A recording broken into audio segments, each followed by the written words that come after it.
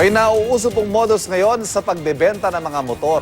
Ang mga nakaloan na motorsiklo, palalabasin na ninakaw. Yun pala, ipinapabenta na nung nag-loan. Daritong report ni Jay Sabale. 6 na motor ang recover mula sa isang shop sa Navotas na pinaniniwalaang bagsakan ng mga kinarnap na motor sa Valenzuela City ang nakuha ng mga pulis.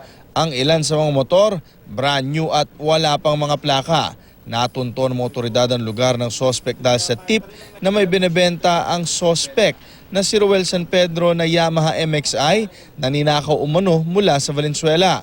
Sa pag-iimbestiga pa ng mga pulis, isang brand new Yamaha Fino na ilang oras pa lamang nailabas mula sa kasa at inire-report na nakaw ang ibinebenta rin sa shop. Pero ang siste, nakaloan lang pala ang mga motor at pinalalabas lang nung mga nag-loan na umunoy ninakaw para maibenta.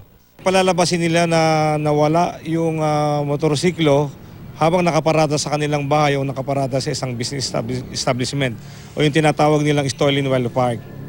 Pero nung i-validate namin, na-find out namin na walang nangyaring nakawan.